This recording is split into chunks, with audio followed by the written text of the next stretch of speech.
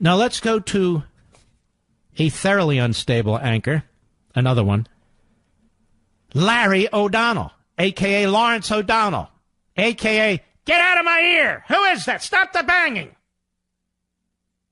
Remember him? Cut 10, go. And if Donald Trump's newly installed political hack of an acting attorney general takes There you go. There you go. Breathless. Breathless, like a phony phone call. And unfortunately, Major Garrett jumps in because he's on with Stephen Colbert, who is kind of Spock. Doesn't he look like Spock? With the funny ears and all the rest. Anyway, Major Garrett of CBS News used to actually write for the Washington Times. And he would contact me from time to time. Yes, it's about Jim Acosta. So let's play it anyway. Go.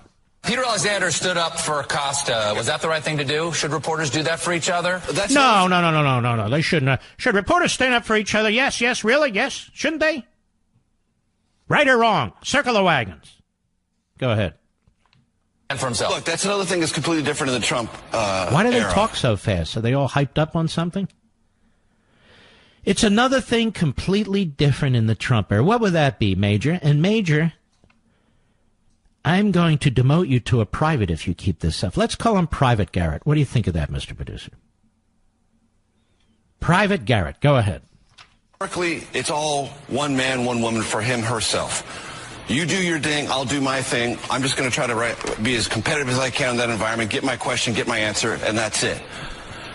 Now, because there is a collective sense that the president is not play acting with his attacks on the media and maybe means it. Oh, shut up, Private. Well, yeah, I mean, you sound so dumb. You don't even know the history of journalism. As I mentioned last week on Fox, the Sedition Act, passed by the Whigs and enforced by the second president of the United States, John Adams, where he actually imprisoned journalists. They didn't call them journalists back then, you know. They weren't so professional as they are today, ladies and gentlemen. Abraham Lincoln, people think he was a pretty good president. And he issued an executive order ordering one of his generals to close several newspapers in New York that were pro-Democrat, pro-Confederacy, locked up the editors and the journalists because they printed a phony presidential proclamation. Almost 300 newspapers were shut down during the Lincoln presidency, and of course he withheld habeas corpus. Let's go to Woodrow Wilson, a favorite of the progressives. We even have bridges named after him, all kinds of stuff named after him. Look at that, the Wilson Bridge. Anyway, he had his own Sedition Act. They amended the Espionage Act of 1917 with the Sedition Act of 1918, which was a variety of amendments. He not only locked up some journalists who disagree with him, he locked up people who disagree with him in World War I. And not only that, he set up an entire system, a propaganda system.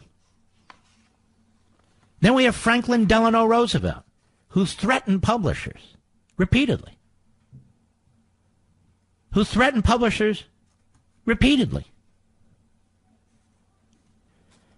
And then, of course, we have Barack Milhouse Obama. And what did he do? He sicked the FBI on reporters. So what's all this hostility, Private Garrett, against the President of the United States? He hasn't done any of these things. Why wasn't there a collective concern in the era of Obama? You know why? I'm going to tell you why, Private. Because otherwise you wouldn't be on the Stephen Colbert show, and all of you are desperate to go to Hollywood. I'll be right back. Mark Levin.